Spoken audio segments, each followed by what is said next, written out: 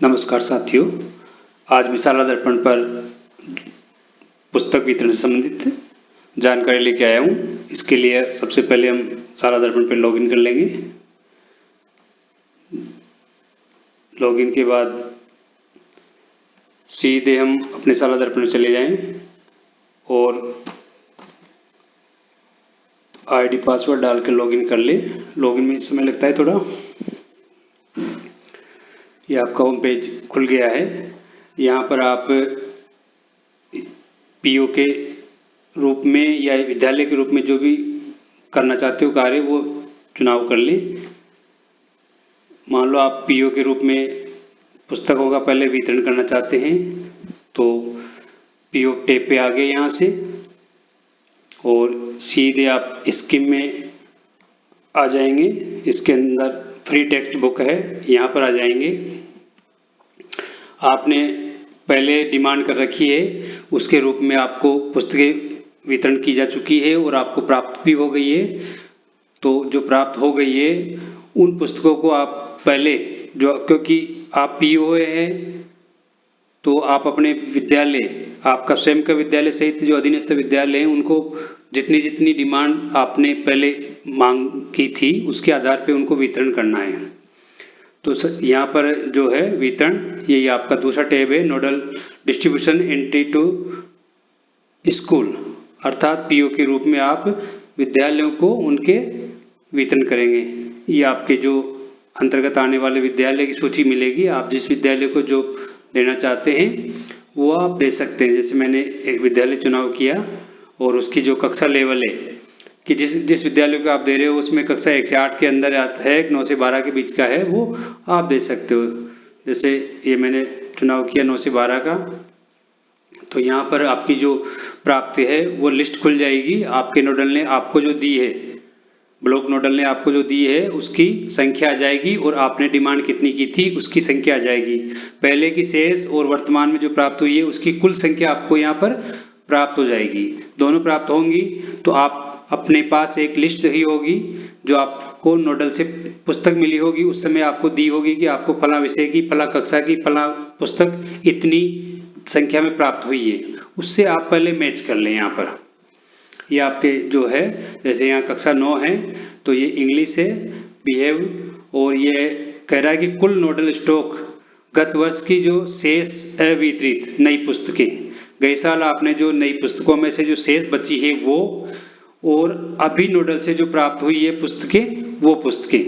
क्योंकि 9th का course change हो गया है तो पूर्व की जो शेष है हमारे पास नील गई थी और हमारे सारा कोर्स नया आया है, तो हमारे पास 37 की डिमांड ही प्राप्त थी और 37 में प्राप्त हो गई इस वर्ष।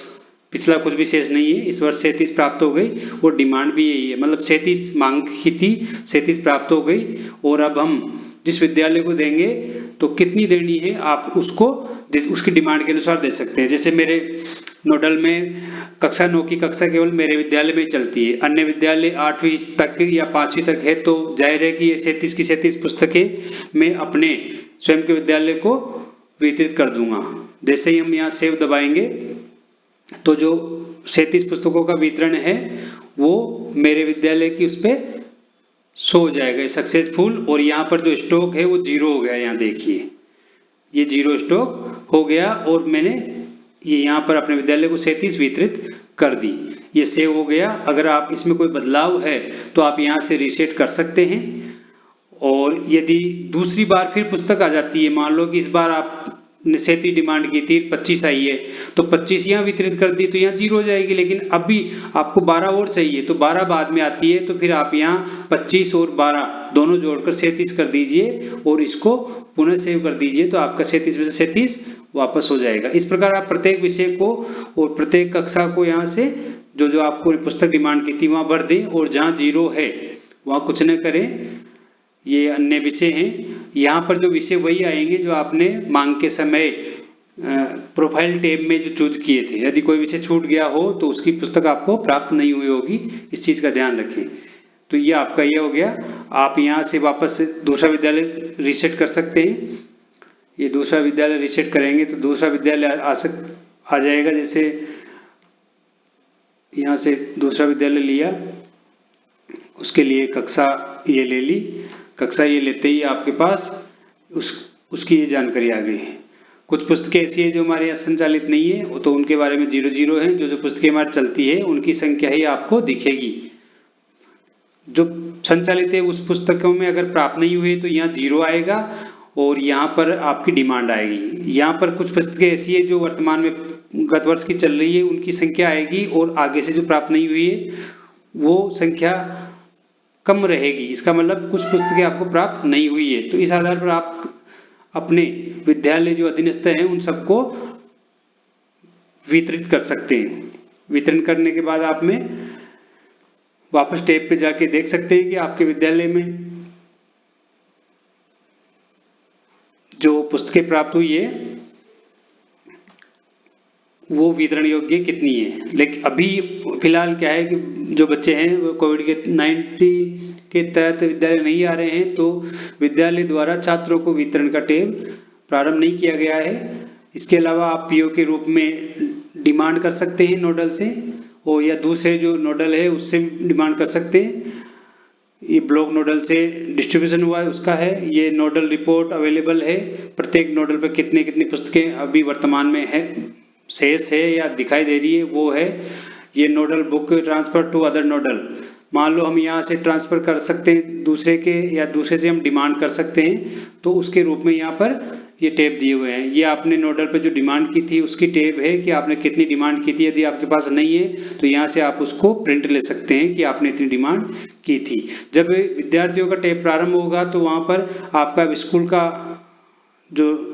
का आप जैसे अपना एक खोलोगे विद्यालय का, तो वहां पर आपको दिखाई देगा कि आपके पास इतनी पुस्तकें उपलब्ध है जो आप यहाँ पीओ के थ्रू जो बांटोगे आपके पास उपलब्ध रहेगी और आप विद्यार्थियों को वो वितरण कर सकते हैं। प्रति विद्यार्थी प्रति विषय वाइज पहले एक रफ में आप उसको सेट कर लें कि आपके पास पुरानी इतनी है, नई इतनी है। प्रत्येक विद्यार्थी को बराबर लगभग आना चाहिए। नई पुरानी का रेशो भी लगभग बराबर होना चाहिए। ये नहीं कि किसी को पूरी पुरानी दे दी, किसी को पूरी नई दे दी, ये भी नहीं होना चाहिए। सभी को लगभग नई पुरानी का संयोजन होना चाहिए।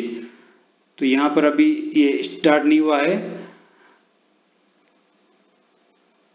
नोडल का ही आ रहा है। यहाँ पर ये टेक्स्ट प्रोफाइल है, अभी स्टार्ट नहीं हुआ है छात्रों को बांटने का जो वो है।